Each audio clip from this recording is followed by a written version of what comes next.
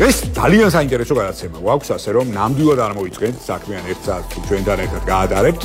ვისაუბრებთ დეველოპერულ სექტორზე და არსებულ გამოწვევებზე უძრავი ქონების ბაზრის მოცულობამ 7 მილიარდ 300 მილიონი ლარი შეადგინა მთლიანობაში, რაც მშპ-ში საკმაოდ დიდი წილობრივი პარიტეტით ითარგმნა და რამდენიმე წუთში ჩვენს კითხვებს დეველოპერული კომპანია არსის გენერალური დირექტორი ბატონი ბესო ორთოიძე უპასუხებს და ასევე ურბანულ პოლიტიკას ჩავშლით პირდაპირ ეთერში და ძალიან საინტერესო ხედვებს ასევე მასთან ერთად დააფიქსირებს ჩვენი პარტნიორი ავტობანის დამფუძნებელი ბაგურ ხულდაძე.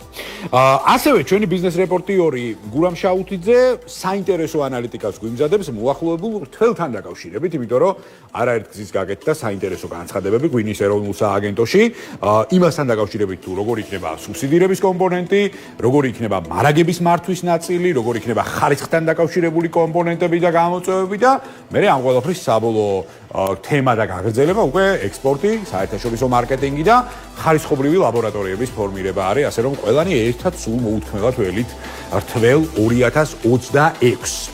განაცემის პირველი ბლოკი კი ძალიან საინტერესო იქნება, ცხადია და ჩვენი პარტნიორი Grant Thornton საქართველოს თქვენი საგადასახადო გზამკვლევი როგორც ყოველთვის ძალიან საინტერესო რუბრიკებით და ანალიტიკებით წარსდგება ჩვენი მრავალრიცხოვანი მაყურებლის წინაშე და საინტერესო ასპექტი ვისთვის მზადდება სახელმწიფო საწარმოთა ფინანსური ანგარიშგება IFRS-ი, IPSAS-ი და საზოგადოებრივი ინტერესის საკითხები, კონცეპტუალური ანალიზი და ძალიან საინტერესო მონახაზი, რომელიც სხვათა შორის ხელთ მიპყრია და აი ამ მონახაზიდან გარკვეულ დეტალებს და კომპონენტებს მის ავტორთან ერთად Grant Thornton საქართველოს მმართველ პარტნიორ ბატონ ვახტანგ ცაბაძესთან ერთად მიმოვიხილავთ. მოგესალმებით ბატონ ვახტანგ, ძალიან დიდი მადლობა თქვენი დროისთვის. გამარჯობა სანდრო, მივესალმები თქვენ ტელემაყურებელს, მადლობა მოწვევისთვის და ამ თემაზე ლაპარაკის შესაძლებლობისთვის. მადლობა თქვენ.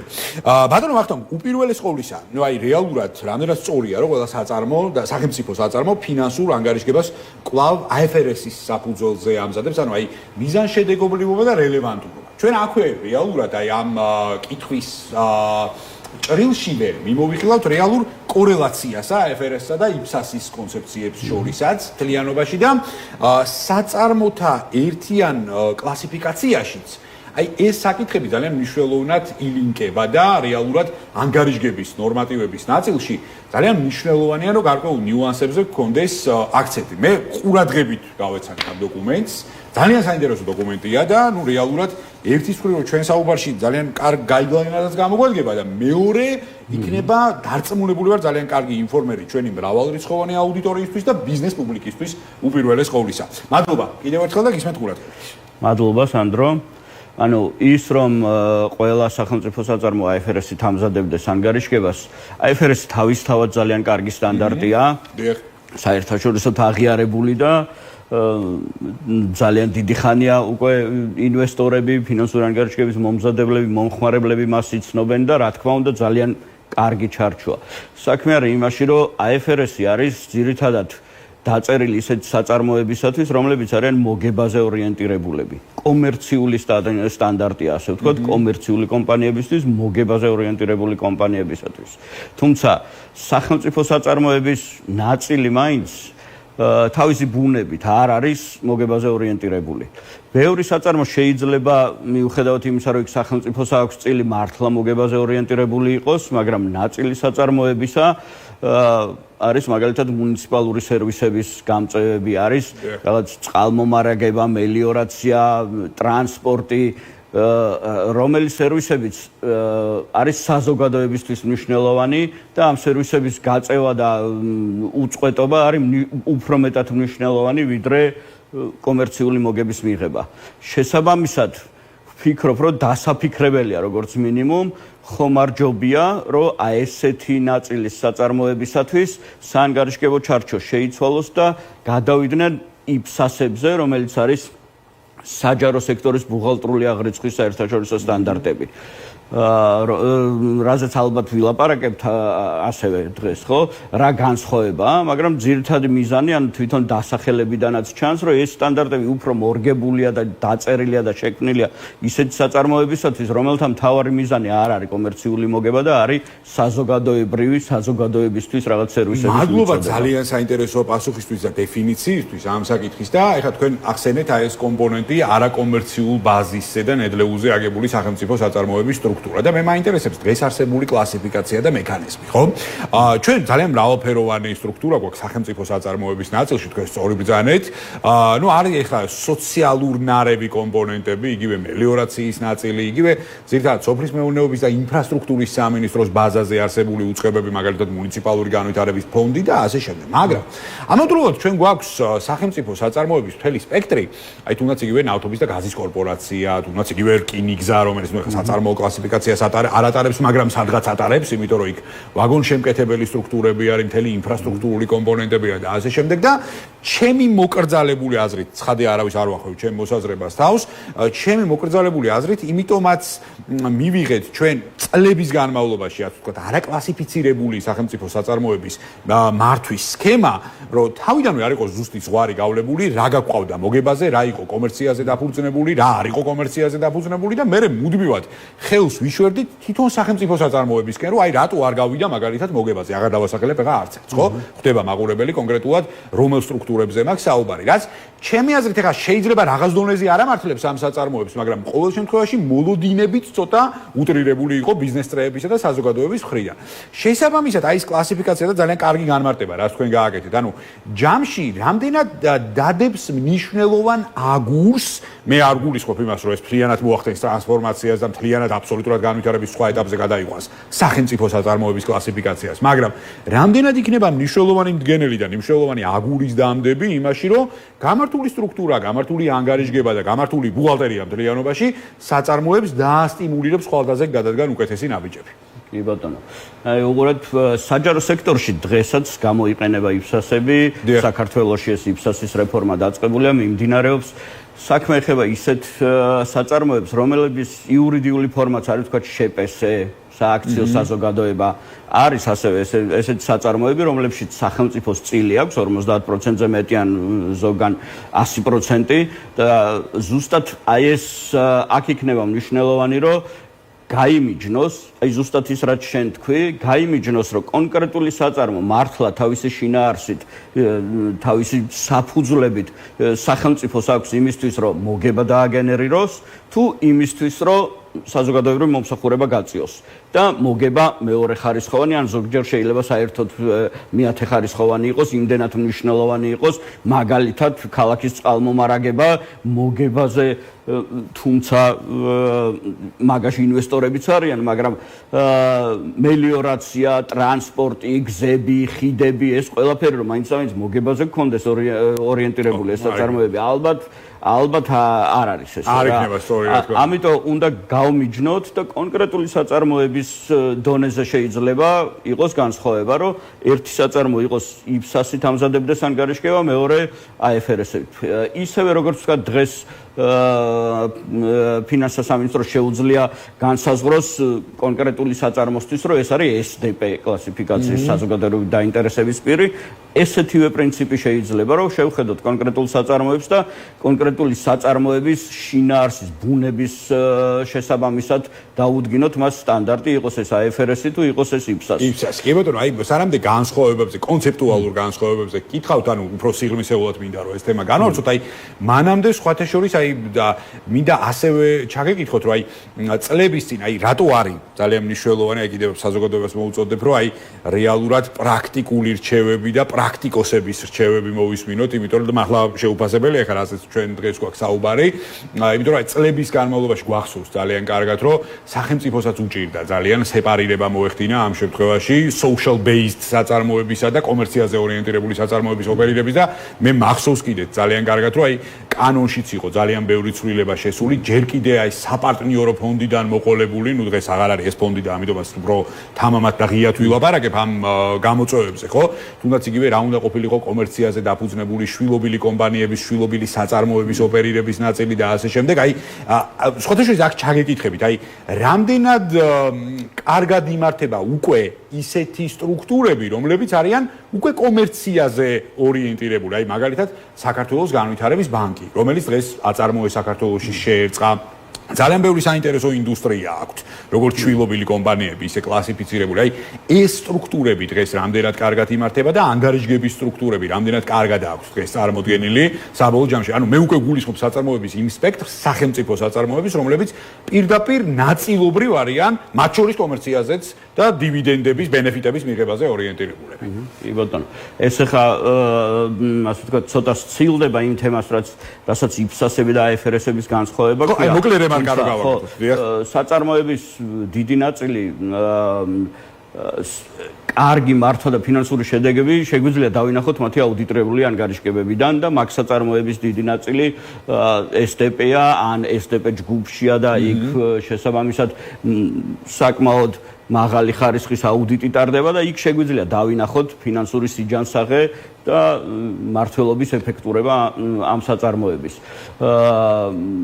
თუმცა სტანდარტი ანგარიშგების სტანდარტი არ განსაზღვრავს უშუალოდ მართვის ეფექტურობას, მაგრამ ძალიან მნიშვნელოვანია იმისთვის, რომ იმ საწარმოს ფლობელმა ან იმ საწარმოს საქმიანობით დაინტერესებულმა პირმა სწორად დაინახოს რა რესურსები აქვს საწარმოს. და აი აქ არის ზუსტად ეს მნიშვნელოვანი განსხვავება IFRS-სა და IPSAS შორის, ფასებსა და SBAS-ებს შორის.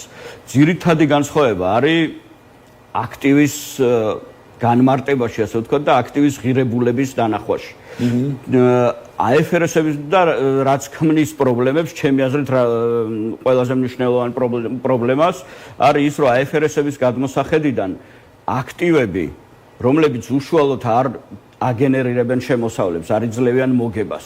რაც არ უნდა, ასე ვთქვათ, ძვირი ღირდეს მათი შეძენა თუ შექმნა თუ შენარჩუნება, IFRS-ი მაინც ამბობს, რომ თუ ამას მოგება არ მოაქვს, მისი ღირებულება ნულია. შესაბამისად, რომელიღაც სახელმწიფო საწარმოს, რომელიც ძალიან მნიშვნელოვან რაღაც ინფრასტრუქტურულ სერვისებს ეწევა და აქვს აქტივები, რომლების შექმნას მილიონები და ზოგჯერ მილიარდები ჭირდება, ბალანსში მას თუ ის IFRS-ებით ამზადებს ანგარიშგებას, შეიძლება აქტივები კონდეს ნულთან ძალიან მიახლოებულად და ეს არ არის სტანდარტის პრობლემა. სტანდარტი მორგებულია კომერციულ მიზნებს და კომერციული მიზნებიდან გამომდინარე სწორია, რომ თუ აქტივს ჩემთვის შემოსავალი არ მოაქვს, იმას ღირებულება არ აქვს. და თუ მე ამას ვერ გავყიდე. ზუსტად აი აქ არის IPSAS-ის განსხვავება, რომელიც გარდა მომგებიანობისა უყურებს ასევე მომსახურების პოტენციალს, ეგრეთ წოდებულს. ანუ რა პოტენციალი აქვს, რომ საზოგადოებას მომსახურება გაუწიოს. მაგალითად ყველაზე მარტივი ალბათ ბაღის, სკოლის შენობები, რაღაც პარკები, ისევ საზოგადოებრივი ტრანსპორტი, რომლებიც არ აგენერირებენ და არც არიან მომართული იმისთვის, რომ რაღაც მოგებები მოიტანონ, მაგრამ ძალიან ძვირი ჯდება მათი შექმნაც, მათი შენახვაც და აი ამას IPSAS-ი გაითვალისწინებდა და IPSAS-ის პრინციპებზე მომზადებული ანგარიშგებაში ამათი აქტივები გამოჩნდებოდა და წამკითხველი დაინახავდა სინამდვილეში რა და არ დაინახავდა ნულს ან ნულთან ახლოს რაღაცა რიცხვს, რაც არის შემდეგ აი ისევ მართლობის ეფექტურებას რომ დაუბრუნდეთ, ძალიან მნიშვნელოვანი, იმიტომ რომ მენეჯმენტმა უნდა იცოდეს რა აქტივი აქვს. მართლა. აი ძალიან დიდი მადლობა საინტერესო პასუხისთვის. ეხლა მე წინა კითხვაში ცოტა გადაუხვიე სხვა თემით წავედი, მაგრამ აი ზუსტად იმდენად საინტერესო პასუხია, რომ ზუსტად ჩემ წინა კითხვაზე პასუხსაც ფარავს და პლუს ამას რეალური დეფინიცია შემოაქვს ამ ორ ძალიან მნიშვნელოვან კლასიფიკაციას შორის. მადლობა საინტერესო პასუხისთვის ბატონო მახთან. კიდევ ერთი მნიშვნელოვანი საკითხი მინდა შემოვიტანო. საერთაშორისო პარტნიორები, დონორი ორგანიზაციები, რომლებიც ამ შემთხვევაში ახორციელებენ სხვადასხვა ტიპის კონტრიბუციებს, ზოგი ამ შემთხვევაში ვალის კომპონენტით არის დატვირთული, ზოგი დოტაცია, დონაცია, სასესხო კომპონენტია და ასე შემდეგ, მაგრამ ძალიან მრავლად გვაქვს ისეთი მიმართულებები, რომლებიც საქართველოს რეგიონებში მსხვილი ინფრასტრუქტურული პროექტების განხორციელებით არის დენომინირებული და აი ამ შემთხვევაში IPSAS-ის კლასიფიკაცია როგორ ჯდება ამ ყველაფერში, იმიტომ რომ აი თქვენ რაც ახსენეთ წინა კითხვის პასუხად, ხო, აი გამჭვირვალობის კომპონენტიც მათ შორის, ანუ აი ესეთი ტიპის მსხვილი ინფრასტრუქტურული პროექტებისთვის ეს კომპონენტი ძალიან მნიშვნელოვანია, რომ სახელმწიფომაც მართვის ნაწილში ძალიან კარგად დაინახოს როგორც ნაკლოვანება, ასევე პოზიტიური კომპონენტები, ხო? შესაბამისად მე მაინტერესებს აი ასეთი ტიპის კლასიფიცირებული პროექტებისთვის რატომ არის მნიშვნელოვანი IPSAS-ის კლასიფიკაცია? თავისთავად ADB იქნება მსოფლიო ბანკი, EBRD ძალიან ბევრი საერთაშორისო დონორი თუ საერთაშორისო ფინანსური ინსტიტუციები, როდესაც პროექტებს აფინანსებენ, ბევრი პროექტი IPSAS მოითხოვება, რომ IPSAS-ის მიხედვით მომზადდეს ანგარიშგება, სწორედ იმიტომ, რომ ის უფრო ინფორმატიულია, ის უფრო შეესაბამება იმას, რა ტიპის პროექტებსაც ისინი აფინანსებენ. ხშირად მათი დაფინანსებული პროექტები ისევ არის გზები, ხიდები, არხები, რაღაცები, რაცაც არ აქვს ისევ პირდაპირ კომერციული მიზანი რა და არის საზოგადოებისთვის მომსახურების გაწევაზე ორიენტირებული და ისაც რომ ეს ინსტიტუციები IPSAS-ს ითხოვენ, ჩვენთვის ალბათ უნდა იყოს სიგნალი, რომ ამ მიმართულებით ქვეყანაშიც რაღაცა უნდა შეიცვალოს, უნდა წავიდეთ ამ მიმართულებით განხილვაში და ვფიქრობ ეს კიდე ნიშნავს იმას, რომ დღესდღეობით საქართველოში IFRS-ების მხრივ ბევრად უკეთესი მდგომარეობა გვაქვს თქვათ ცოდნის და კვალიფიკაციის მიმართულებით, განათლების მიღების შესაძლებლობით, სერტიფიცირების მიღების შესაძლებლობით. აი ეს ნაწილიც ძალიან მნიშვნელოვანი იქნება, რომ დავიწყოთ ამაზეც ფიქრი. დღეს საჯარო აუდიტის ინსტიტუტი იძლევა სერტიფიკატებს, ახორციელებს რაღაც სასწავლო პროგრამების IPSAS-ის მიმართულებაში, მაგრამ ვფიქრობ, რომ ძალიან მნიშვნელოვანი იქნება, რომ ამაში ჩაერთოს მაგალითად BAFI, მაგალითად სხვა პროფესიული ორგანიზაციები, რომ ამ სტანდარტების პოპულარიზაცია მოხდეს, ცოდნის გაზიარება მოხდეს, ცოდნის დაგროვება და გავრცელება მოხდეს, რაც საბოლოო ჯამში უზრუნველყოფს იმას, რომ სახელმწიფოს ფლობილი კომპანიების ფინანსური ანგარიშგების ჩარჩო იქნება უფრო შესაბამისი, უფრო სწორ და რელევანტურ ინფორმაციას დაანახებს მომხმარებელს და მმართველს და სახელმწიფოს და საბოლოო ჯამში ხელს შეუწყობს მთლიანად გაუმჯობესებას მთელი. ძალიან კარგი რეკომენდაციაა, სხვათა შორის აი პროფესიული წრეების ჩართულობა ძალიან მნიშვნელოვანი იქნება, აი BAFI ახსენეთ მაგალითად და რეალურად სიმძიმის წერტილით ზუსტად ამ მიმართულებით გაივლის, ამიტომაც აუცილებელია აბსოლუტურად მოყვებით ამ შემართებაში, პათოსსა და რეკომენდაციაში და ბოლოს ჩვენი საუბრის ბოლოს მე მინდა კიდევ ერთხელ აი რეზიუმეს სახით მინდა კიდევ ერთხელ გავაკეთოთ საწარმოების კლასიფიკაცია საბოლოო ჯამში და ერთგვარი მიზან შედეგობრიობის და მიზან შეწონილობის კომპონენტი გამოვიყენოთ საწარმოების კლასიფიკაცია რომლებიც IFRS უნდა წაყვნენ და საწარმოების კლასიფიკაცია რომლებიც IPSAS-ს უნდა წაყვნენ მთლიანობაში აი ეს კიდევ ხაზგასმით მინდა ჩვენმა საზოგადოებამ და საწარმოების მიზან შედეგობრიობა რაც უპირველეს ყოვლესია ხო იმიტომ რომ ჩვენ ძალიან ბევრი ცვლილება შეიძლება შევიტანოთ კანონში. ძალიან ბევრი კაზუსი, ლაფსუსი, ნაკლოვანება ან პოზიტიური ელემენტი ვიპოვოთ, მაგრამ ჩვენ თუ არ მივეჩვევით სწორად მართვას ამ შემთხვევაში, ეს საწარმო სტრუქტურა იქნება თუ ნებისმიერი ტიპის ბენეფიტი, რაც იქიდან უნდა მივიღოთ საბოლოო ჯამში. რეალურად ეს ყველაფერი დარჩება მხოლოდ და მხოლოდ ფურცელზე. ამიტომაც მე მინდა რომ დღეს აი პრაქტიკული რჩევებით დავასრულოთ ჩვენი საუბარი და რეზიუმე გავაკეთოთ ერთგვარად. თქვენი რჩევები რეალურად საწარმოების კლასიფიკაციისა და ტიპების სტრუქტურიდან გამომდინარე. კი ბატონო. მადლობა, ისე მოკლედ რომ შევაჯამოთ ამ გადმოსახედიდან რაც შენ თქვი და საბოლოო მიზანი რაც უნდა გქონდეს ალბათ ხო სწორი და ეფექტური მართვა. ეფექტური მართვისთვის მნიშვნელოვანი არის შესაფერისი ფინანსური ინფორმაციის ქონა, დანახვა, ანგარიშგებაში ასახვა. შესაბამისად უნდა გავყოთ საწარმოები არა იმის მიხედვით სახელმწიფო ფლობს თუ სახელმწიფო არ ფლობს შეპესია სააქციო საზოგადოება თუ რაღაც სხვა იურიდიული ფორმა აქვს, არამედ იმის მიხედვით რისთვის არის შექმნილი თავდაპირველად. თუ ის არის მოგებისთვის შექმნილი, მაშინ ალბათ IFRS-ი ყველაზე კარგი ჩარჩო არის. თუ ის არ არის მოგებისთვის შექმნილი თავიდანვე და არც მომავალში ან ყოველ შემთხვევაში ახლო მომავალში არ იგულისხმება და არ არის მოსალოდნელი რომ იქ კერძო ინვესტორს იპოვი და გახდება ეს რაღაც კომერციული საწარმო. აი ესეთი საწარმოებისათვის რა თქმა უნდა ჩემი აზრით უფრო სწორი არის იფსასი ზუსტად იმიტომ რომ ის თავის საანგარიშგებო ჩარჩოში ითვალისწინებს საზოგადოების მომსახურების პოტენციალს. აი ეს არის კრიტიკული მნიშვნელოვანი კონცეფცია რაც ძალიან კარგი საუბარი გამოგვივიდა, ძალიან კარგი საუბარი გამოგვივიდა და ზუსტად წერტილოვანი, მნიშვნელოვანი რეკომენდაციები და რაც ყველაზე მთავარია, პრაქტიკული რჩევები. რომლის გარეშეც წარმოუდგენელია. მე ძალიან დიდი მადლობა მინდა გადაგიხადოთ ტრადიციულად საინტერესო საუბრისთვის. მალე შევხვდებით კვლავ ერთმანეთს, ასევე საინტერესო თემებით, გისურვებთ წარმატებებს მომავალ შეხვედრამდე. Grant Thornton საქართველოს მართველი პარტნიორი ვახტანგ საბაძე პასუხობდა გადაცემა მონეტიზაციის კითხვებს.